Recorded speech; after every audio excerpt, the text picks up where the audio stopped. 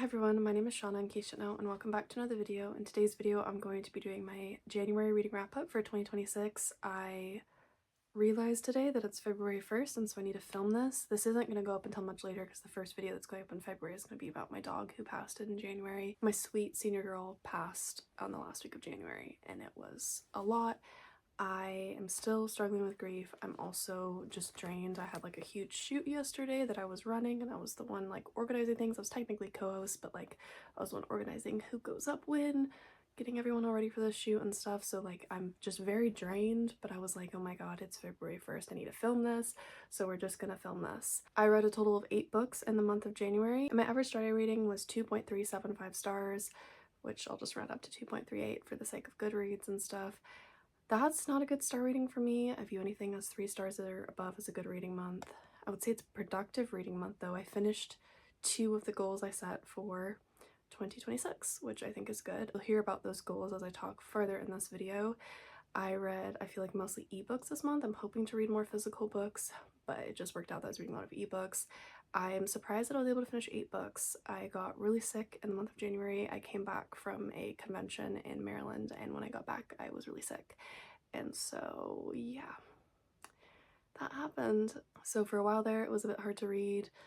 Honestly, it was hard to read today. I sat down and read for a while, and I was just so drained, and so the fact that I read 8 books I think is decent, given everything that's going on. Let's just crack on into this. I had a book that I started at the end of 2025 and carried over to 2026, which was very rare for me. I usually try not to do that, but this year I was like, I don't really care. I'm just gonna do it. And this book that I read is Caraval by Stephanie Garber. My friends really want me to cosplay from it with them. So far, the only character that I'm like super obsessed with, I don't know if I cosplay her because I feel like she's obscure, at least in this book, but if she becomes more of a main character, maybe I'll cosplay her.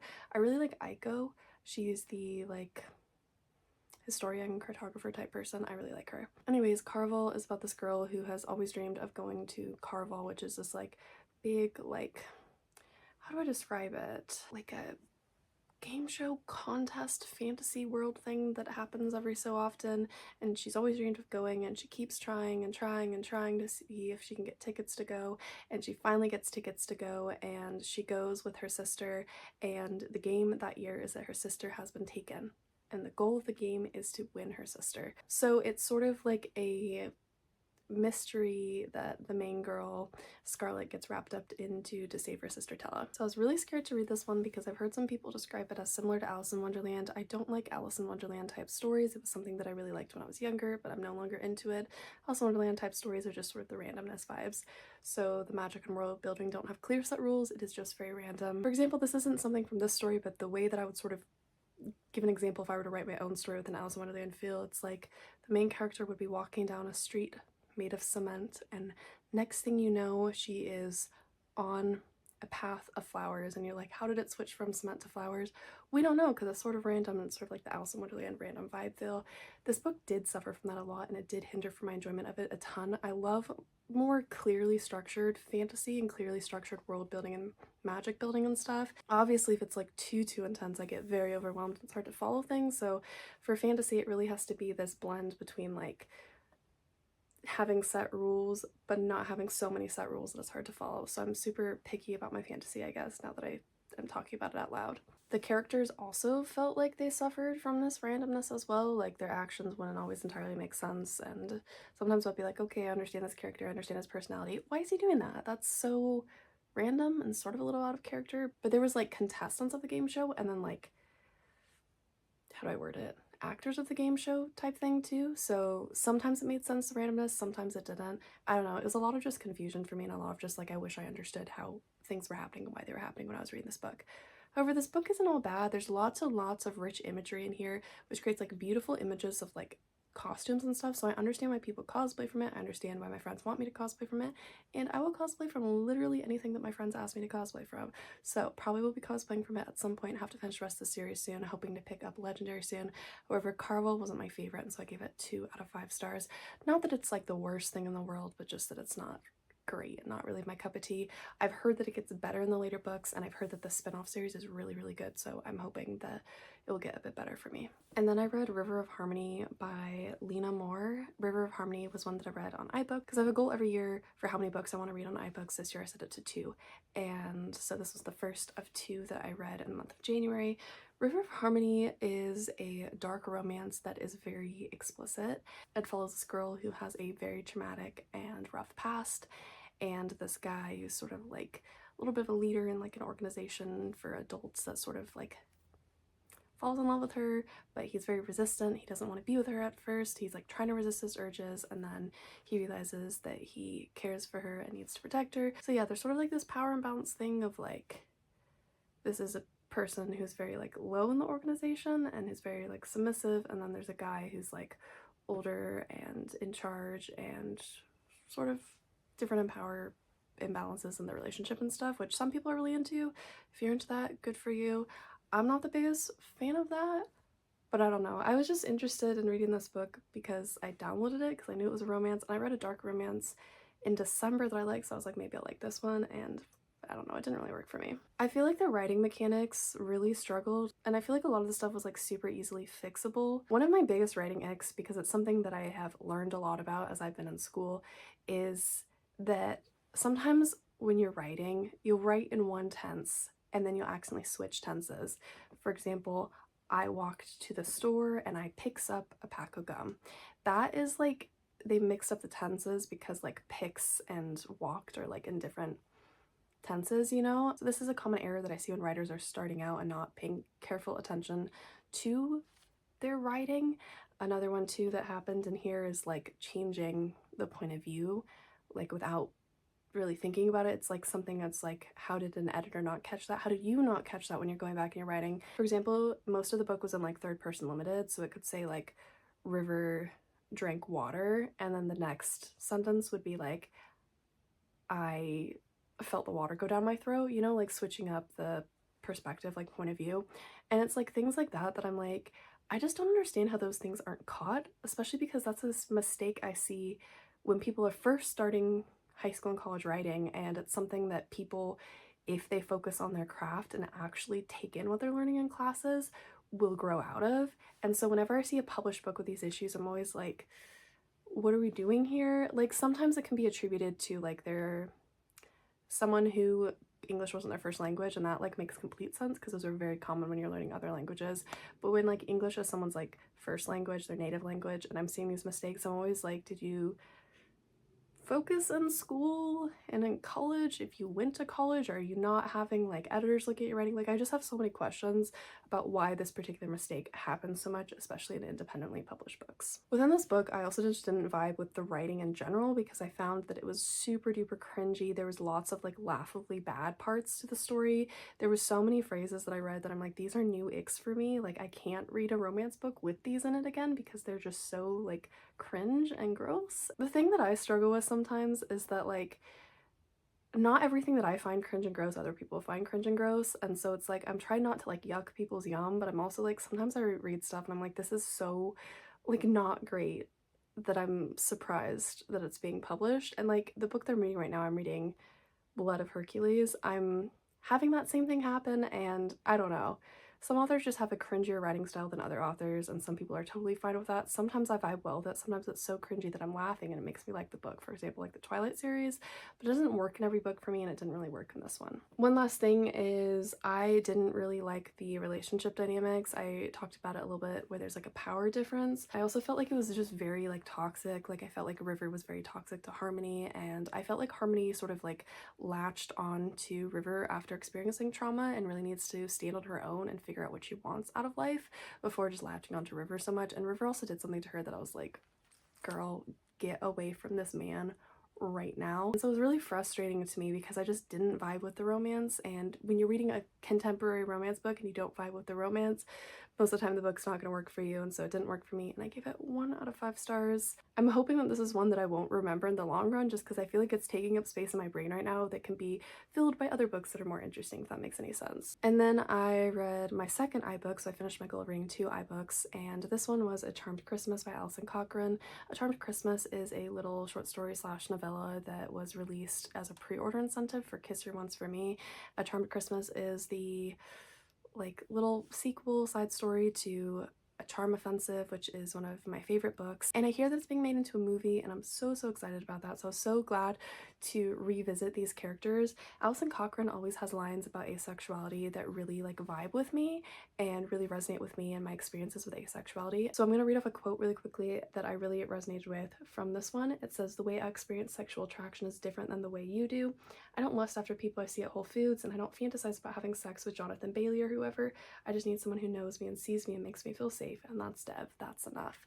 And it's just lines like that that really resonate with me, where I just like fall in love with Alison Cochrane's writing even more because she is such a great author with such a clear grasp of asexuality and all the different sexualities within the ace spectrum, and her stories always just really resonate with me. A couple other things about this though, besides the asexuality side of things, is that most of this is just like a conversation. Like there isn't much of a plot to it, which is what you get a lot when you read these like short stories and prequels and novellas and epilogues and stuff to different romance books. Like it happens a lot, so it's not that it was like unexpected.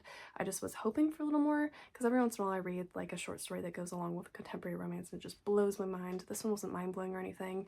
I thought the scene at the very end was super cute. However, I feel like that also could have just been an epilogue to The Charm Offensive. Like it didn't feel like it needed to be standing on its own as a short story. So I ended up giving this one 3 out of 5 stars. Like it was cute, it was fun to revisit these characters, there's some quotes that really resonated with me, but it's nothing like special.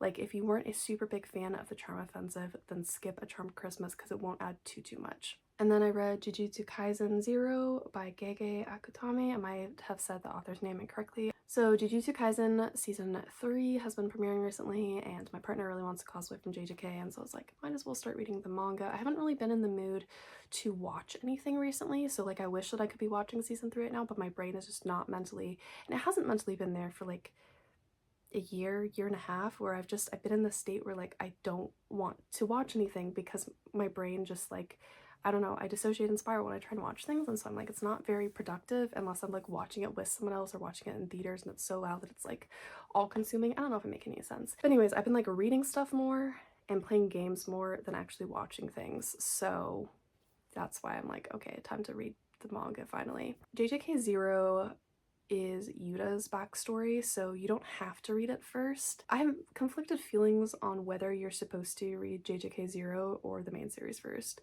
So I don't really know what the best solution is.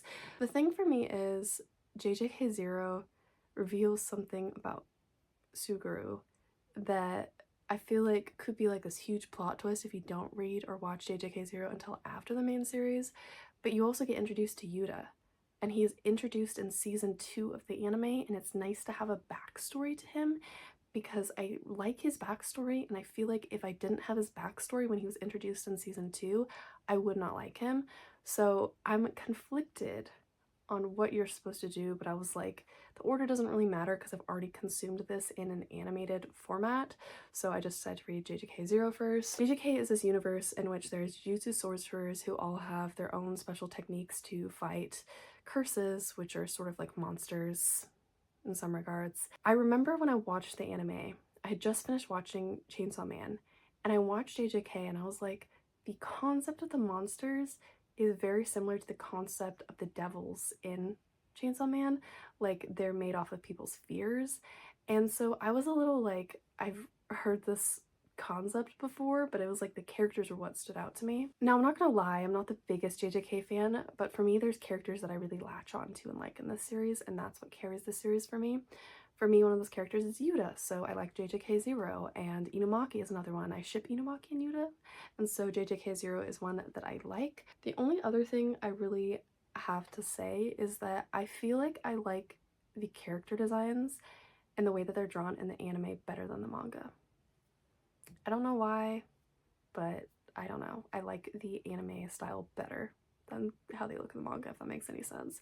So I gave JJK Zero 3 out of 5 stars. I don't think any JJK volumes will get like 5 stars out of me. I don't know if any will even get 4 stars, but I do like some characters and latch onto the characters, and that's why I'm still engaging with the series. And then I read Chainsaw Man Volume 5 by Tatsuki Fujimoto. So this is another series that like I latch onto a lot of characters, but I don't think I'll ever have any like 5 stars or maybe even 4 stars with this series. There are some characters that I love, but like as a whole, I just You know, one of the things too about Change It All Man and JJK is I think they were like so hyped that by the time I watched them, I was like, oh, the hype overhyped it a bit, and it's not that they're bad, like the hype was just too high.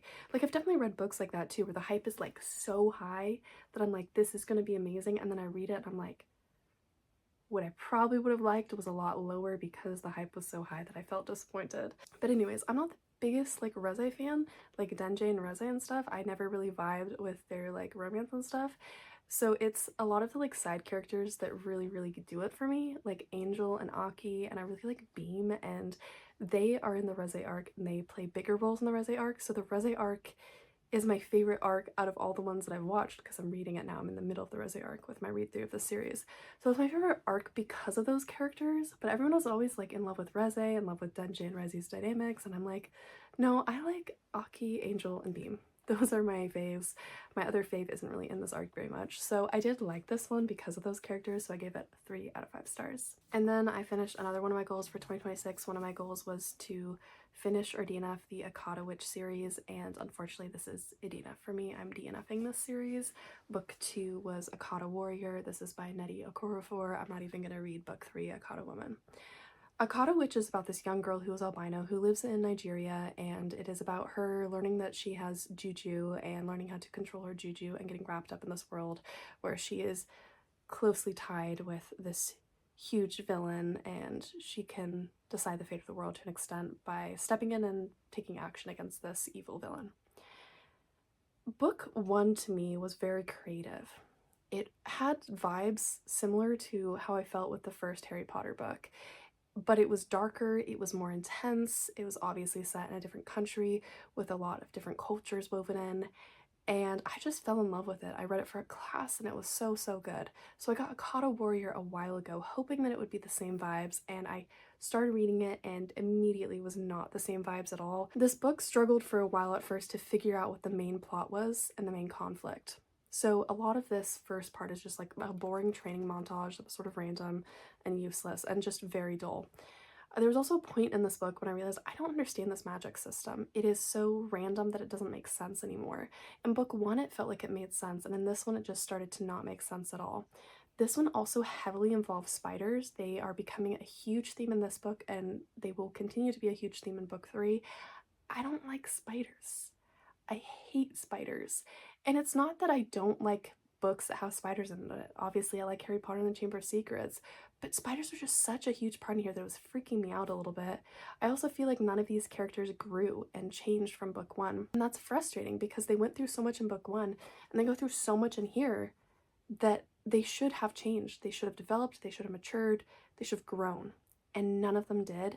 And it was really frustrating to me too, especially that one of the characters didn't grow and she was like cheating on her boyfriend with an older man in this book, and I was like, you still feel like a child. Like, you have not grown, you have not changed. Like, it was really pissing me off. Also, there was a scene in here with the spiders that was never addressed again that was so random that literally kept me up at night because I was like, what do you mean you're tying these spiders into this major historical event and then never mentioning it again? I was like, what do you mean by that? That makes no sense. I was like, elaborate, talk about them more, don't just dump that in there for shock effect.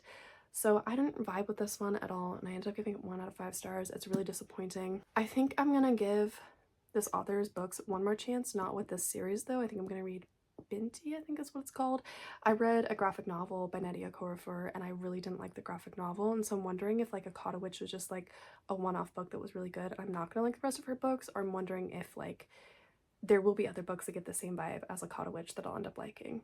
But this one was a huge miss for me. I ended the month with 2 more JJK volumes. First of all, Jujutsu Kaisen Volume 1. This is the start of Yuji's story. This is like the main story, the main plotline. It's a really solid plotline in this volume, at least, and in the second volume a bit as well. I don't really remember liking Yuji as much when I was watching the anime, but when reading the manga, he just has such a like good heart and good soul, and so I really enjoy him this time around. I really like him as a character. I of course also really like Megami. I think Megami is my other favorite one. I think my 4 favorites would probably be like Inumaki, Yuta, Megami, Yuji at this point. Yeah, I think those are my favorites. Although I only cosplay Inumaki so far, and I want to cosplay Nobara, but I want to cosplay her version from the Lost in Paradise ending when she has the buns, because that version looks so cute. But yeah, I give this one 3 out of 5 stars. Pretty solid. I don't know. It's one of those series that was like so hyped that by the time that I read it, I was a little disappointed because it was so hyped, if that makes any sense. But I love a lot of the characters. Volume 2 introduces a lot of characters that I like, especially Inumaki, and it's like starting to build up one of my favorite arcs from the anime, so I am excited to eventually get to that arc. I think I have a couple more volumes until I get to it. The extra comic though in volume 2, what was that? Like the author talking about why he draws women thin now because he didn't know that women could be fit, and so he drew a picture of a woman and then he met the woman that he drew the picture of and he was like, oh, she's actually fit. What was that? Why is no one talking about that? That was the weirdest thing ever. It sort of felt very misogynistic and sexist. Anyways, rating the volume though and ignoring that bonus comic, I'm giving it 3 out of 5 stars, but really we need to talk about that bonus comic because that was sus. That was weird. Anyways, those are the 8 books that I read in the month of January. I hope all of you enjoyed this video. If you did, feel free to give a thumbs up and subscribe to me if you haven't already. If you want to see a video where I'm reading Caraval and you can sort of see my thoughts as I'm reading it, I will link that down in the description below. I did a reading vlog for new to me authors and that was one of the books that I chose to include in that video, so hopefully that will be a fun one to watch if you want to see more of a vlog style format where I'm talking about my thoughts on books. I try and upload a video at least once a week. My uploads may be a little off for a little bit just because I got a little off when my dog passed and I have a few big events coming up that may impact filming and uploading in the month of February and March, but hopefully I'll get back onto a bit more of a regular schedule soon. I hope all of you are having a great start to 2026 and I'll see all of you in my next video. Until next time everyone, goodbye.